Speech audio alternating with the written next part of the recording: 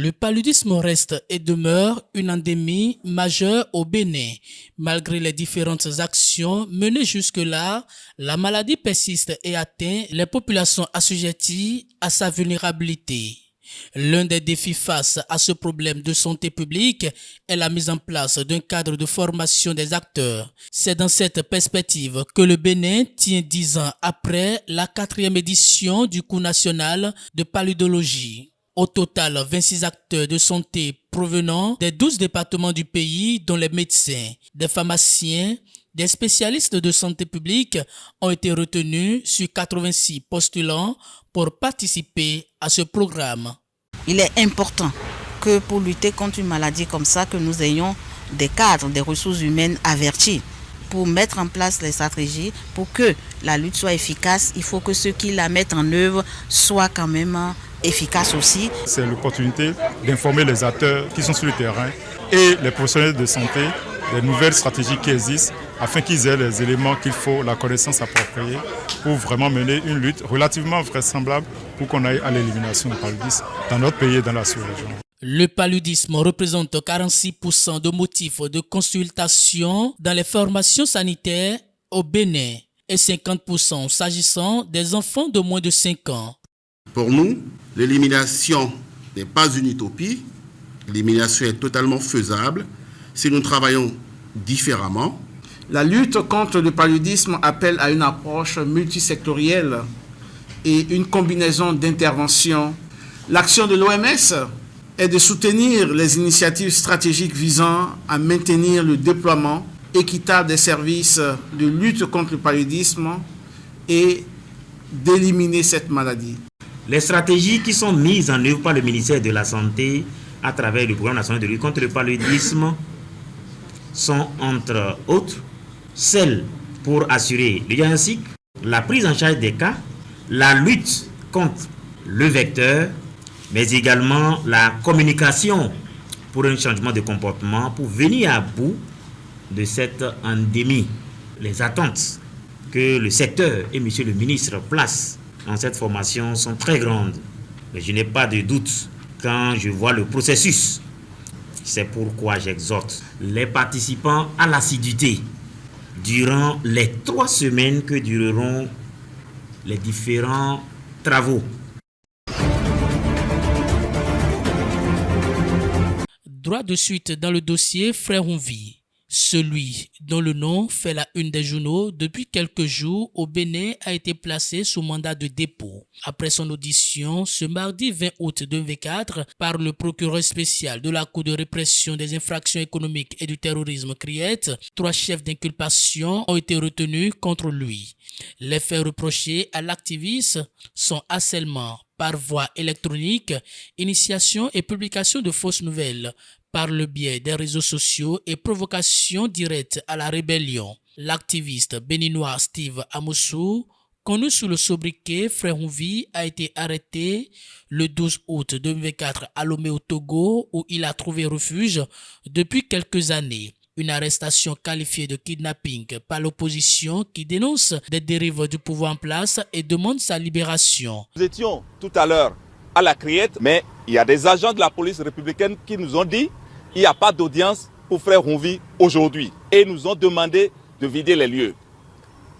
Ils sont allés jusqu'à nous dire qu'on n'avait pas le droit de nous entretenir avec la presse. Nous nous sommes déplacés parce que nous sommes respectueux des lois de la République, même si elles sont iniques aujourd'hui. Mais nous venons d'apprendre qu'ils ont dégagé tous les alentours de la Criette et cela présage quoi? Ils veulent passer en force avec une audition speed pour pouvoir réaliser leur agenda. Nous prenons le peuple à témoin. Le kidnapping de Frère Honvi, c'est un acte prémédité. Nous, on est là pour représenter le peuple et faire ce que le peuple nous demande de faire. Finir avec les arrestations. La manière dont le Frère Honvi a été arrêté ou a été kidnappé, des gens disent arrêté, il n'a pas été arrêté. Il a été enlevé. Il y en a qui se demandent, bon, pourquoi vous ne voulez pas attendre d'entendre ce qu'on lui reproche avant de commencer par opiner? Non, il y a la forme, il y a le fond. Nous, ici, aux côtés du Parti Les Démocrates, nous sommes ici pour défendre les droits de l'homme, de notre frère Honvi. Sur la forme, la procédure a été bancale et qu'on ne sait pas de faire des rattrapages procéduraux pour ensuite coller des choses à Frère Ronvi. Nous dénonçons son kidnapping. Il est temps que nous nous levons contre cette manière, cette méthode qu'a ce gouvernement de kidnapper par des rap des citoyens béninois, de les empêcher de s'exprimer. Le cyberactiviste pourfendait tous les vendredis via des audios sur les réseaux sociaux le chef de l'État béninois et son gouvernement. Désormais en détention provisoire, son procès s'ouvre le 7 octobre 2024 à la Criette. Dans un communiqué, l'Ordre des avocats du Bénin invite les autorités de poursuite judiciaire à se montrer professionnelles et à respecter rigoureusement les lois dans le dossier pour la garantie de la démocratie et de l'état de droit.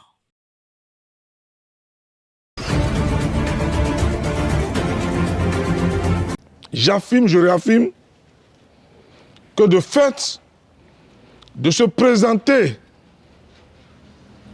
avec l'écharpe du Parlement, avec l'attribut du Parlement, devant l'institution judiciaire, est une faute pénale. C'est une pression sur les magistrats. De fait, de se présenter devant la Criette avec les attributs de l'Assemblée nationale est une violation de la Constitution. L'émission de législatif dans le judiciaire. Parce que le législatif, c'est un pouvoir d'État. C'est une institution législative. De fait de se présenter devant une juridiction parallèle est une violation de la Constitution. Et là, ils vont se dire, nous avons l'humilité parlementaire. Non, c'est une ignorance, une méconnaissance de la loi.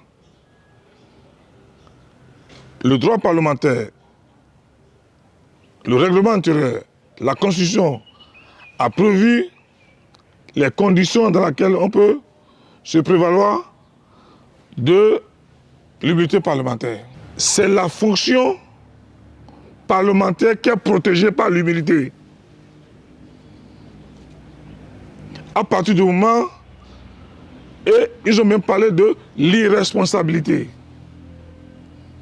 C'est-à-dire, les actes que vous posez, les paroles que vous défendez, l'idée que vous défendez au Parlement, la loi dit que vous êtes irresponsable.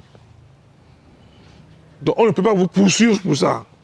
Mais à partir du moment où vous allez devant une juridiction judiciaire pour mettre la pression, c'est déjà une violation de la Constitution, c'est une faute pénale, une faute morale, éthique, qui n'est pas digne d'un parlementaire. Et je le dis haut et fort, avec conviction, avec force, il y a les documents juridiques qui confirment mes allégations. Le soi-disant frère Rouvi est manipulé par une opposition sans vision, sans boussole. Et tout ce qu'il raconte depuis bientôt 8 ans, tout ce qu'il manipule depuis 8 ans, c'est clair. Moi je pense en toute humilité, chacun doit répondre de ses actes. Le comportement suspect de nos amis d'en face, de l'opposition, prouve qu'ils sont en complicité avec le frère Rouvi. Et je leur demande humblement, la seule manière de prouver au frère Rouvi, la seule manière de rendre l'ascenseur au frère Rouvi, c'est que l'opposition complice doit se constituer prisonnier. Il n'a même pas besoin qu'on les envoie une convocation. il doit se constituer prisonnier. C'est pour ça que quand on vous envoie, il faut savoir s'envoyer. Donc ce qui s'est passé là, doit donner une leçon à la jeunesse béninoise, de ne plus se laisser manipuler par les hommes politiques. Au Sénégal, une commission est désormais chargée de rediscuter les contrats gaziers et pétroliers passés avec les multinationales afin qu'ils profitent à l'État. Selon le Premier ministre Ousmane Sonko, il s'agit d'obtenir des accords qui répondent au mieux aux attentes de la population. Mise en place le 19 août, cette commission est composée de cadres de l'administration sénégalaise ainsi que d'experts dans les domaines pétroliers, miniers, fiscaux et économiques. Cette décision intervient alors que le Sénégal fait désormais partie des pays producteurs d'hydrocarbures. L'Australien Woodside Energy a annoncé en juin avoir commencé à extraire du pétrole du champ de Sangomar. Il vise une production de 100 000 barils par jour. Outre le pétrole, le début de l'exploitation du gaz naturel est attendu cette année pour le gisement de Grande Tortue à Meyim, à la frontière avec la Mauritanie, développé par le Britannique BP, l'Américain Cosmos Energy, la Société mauritanienne des hydrocarbures et la Société Petrosen.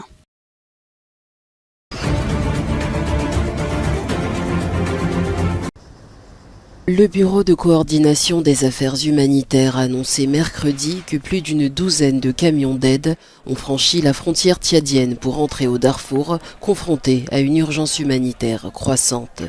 Ces camions transportent des denrées essentielles comme le sorgho et le riz, destinés à environ 13 000 personnes menacées de famine. En attendant de nouveaux convois, nos collègues humanitaires continuent de dialoguer avec les autorités soudanaises afin de faciliter l'arrivée de camions supplémentaires dans les jours et mois à venir. Il est crucial de maintenir ce flux d'aide alimentaire et nutritionnelle à travers le Soudan, où plus d'une douzaine de zones sont menacées de famine ou déjà en situation de famine. Le Programme alimentaire mondial augmente son assistance sur place et vise à soutenir plus de 8 millions d'hommes, de femmes et d'enfants d'ici la fin de l'année. Une semaine après le début des négociations co-organisées par les États-Unis, l'Arabie saoudite et la Suisse, des progrès en matière d'accès humanitaire au Soudan ont été observés. Cependant, un cessez-le-feu entre les principaux camps semble encore inenvisageable.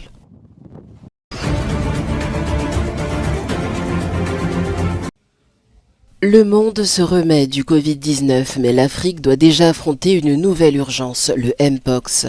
Avec plus de 15 600 cas et 537 morts, le continent est-il prêt à affronter cette nouvelle menace? Le docteur Samuel Bolland de l'OMS Afrique insiste sur la nécessité d'accéder aux zones isolées des pays touchés par la maladie. Nous avons la capacité d'utiliser des moyens comme la radio pour atteindre des personnes difficiles à joindre autrement. Nous avons déjà commencé à activer de nombreux agents sur le terrain en République démocratique du Congo et dans d'autres zones infectées par le Mpox. Nos agents sont prêts à répondre et à soutenir la lutte contre l'épidémie, même dans les zones les plus isolées. La communication est cruciale, cependant elle ne suffit pas. Les institutions de santé estiment que la vaccination est essentielle pour stopper la propagation du Mpox. Le docteur Bolland précise que la RDC, pays le plus touché, recevra des doses de vaccins sous peu. La République démocratique du Congo recevra les premières doses de vaccins dans les 2 prochaines semaines. Ce qu'il faut retenir, c'est que nous n'avons pas seulement besoin de vaccins sur le tarmac, mais de vaccins dans les mains des populations ciblées et de ceux qui les souhaitent. Nous travaillons d'arrache-pied avec les États membres et nos partenaires pour élaborer des plans nationaux de vaccination afin que les vaccins soient rapidement distribués dès leur arrivée sur le terrain. Bien qu'importante, la vaccination n'est pas la seule arme contre le Mpox. Le docteur Bolland souligne que l'éducation sur les symptômes ainsi que la prévention est également cruciale pour maîtriser cette épidémie. La meilleure façon de prévenir le Mpox est d'améliorer la compréhension des signes et des symptômes et de savoir comment éviter la propagation. Il n'est pas nécessaire d'être vacciné pour s'assurer qu'il n'y a pas de transmission. Il est également crucial de respecter les mesures de santé publique, comme éviter le contact physique avec d'autres personnes lorsqu'on est malade. En coordonnant les efforts, en distribuant des vaccins et en sensibilisant le public, le continent se prépare à lutter contre l'épidémie. Reste à savoir si les ressources seront suffisantes pour éviter une crise mondiale.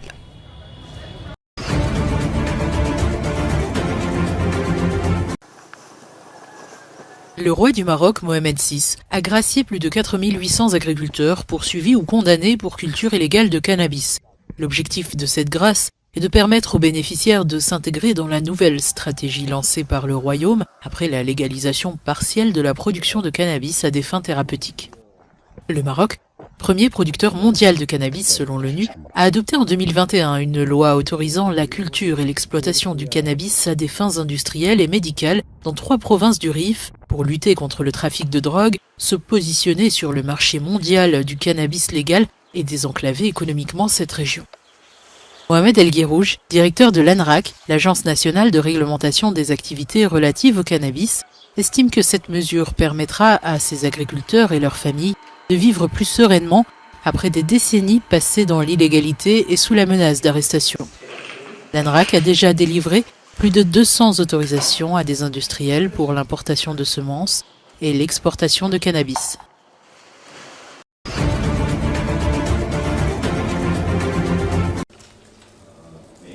La Chine a exhorté l'Union européenne à cesser de politiser les questions commerciales en réponse à la publication par l'UE d'un projet visant à instaurer des droits de douane sur les véhicules électriques fabriqués en Chine. Les véhicules des constructeurs chinois BYD ou encore SAIC Motor seraient soumis à des droits de douane allant de 17 à 36%. Nous exhortons l'Union européenne à cesser de politiser, d'instrumentaliser et de militariser les questions économiques et commerciales et à faire preuve de sincérité pour se mettre d'accord avec la Chine.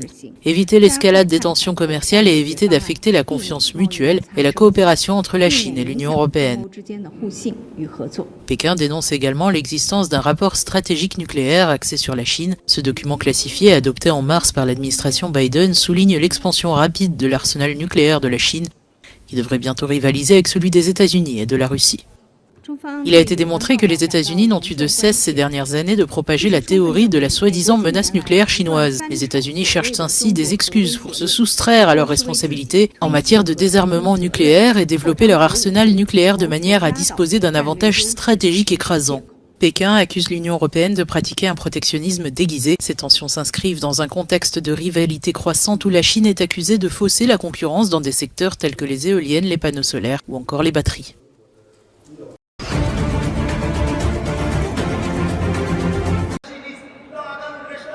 Le Parlement iranien, dominé par les conservateurs, a approuvé mercredi les 19 membres du cabinet, dont une femme et un diplomate pro-occidental, proposé par le nouveau président réformateur Massoud Pezeshkian. Cette approbation est une première victoire pour Pezeshkian, catapulté à la présidence après l'accident d'hélicoptère qui a coûté la vie à son prédécesseur en mai. Joignons nos mains pour l'Iran, pour le peuple, pour notre pays. Veuillez voter pour tous les chers candidats ici présents, de tout votre cœur. Nous sommes peut-être un peu affaiblis en ce moment. Mais si nous sommes unis et que nous impliquons les experts et les élites au sein de ce gouvernement, nous serons en mesure de résoudre nos problèmes. Devant les 285 parlementaires présents lors du vote de confiance, le président Massoud Pezeshkian a appelé à la cohésion, le projet de cabinet ayant suscité des critiques de la part de certains membres du camp réformateur iranien en raison de l'absence de représentants des minorités ethniques et religieuses et du manque de femmes.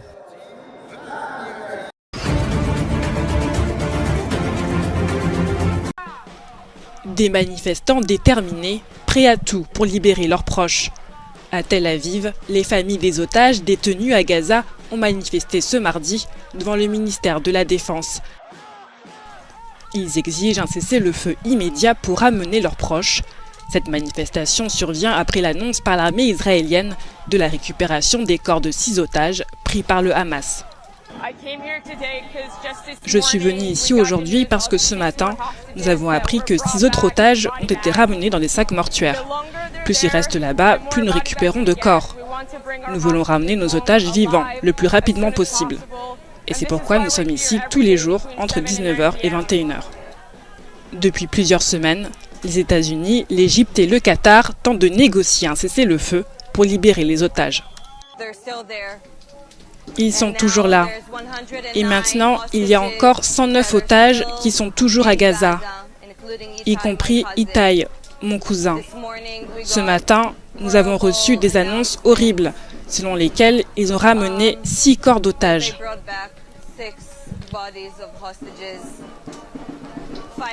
5 d'entre eux, les familles savaient déjà qu'ils étaient morts, assassinés, tués. Et une famille n'a reçu le message qu'aujourd'hui.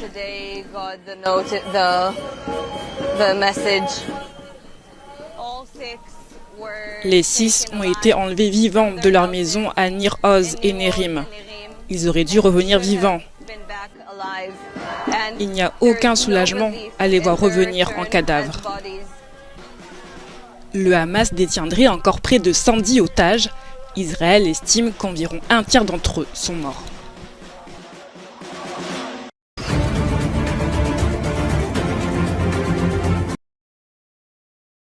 En Russie, la situation d'urgence s'est maintenue dans la région de Koursk en raison de l'incursion des forces ukrainiennes.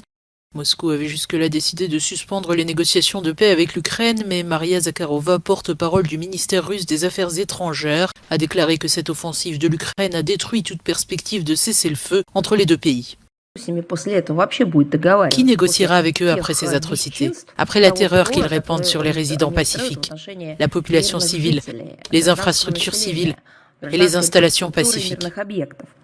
Je maintiens les propos des dirigeants russes. Cette tentative des forces armées ukrainiennes d'envahir notre territoire exclut toute possibilité de négociation avec cette junte de bandits. La charge surprise de l'Ukraine sur le sol russe qui a débuté le 6 août a ébranlé le Kremlin. L'incursion de Kiev à Koursk est la plus grande attaque contre la Russie depuis la Seconde Guerre mondiale et pourrait impliquer jusqu'à 10 000 soldats ukrainiens soutenus par des blindés et de l'artillerie.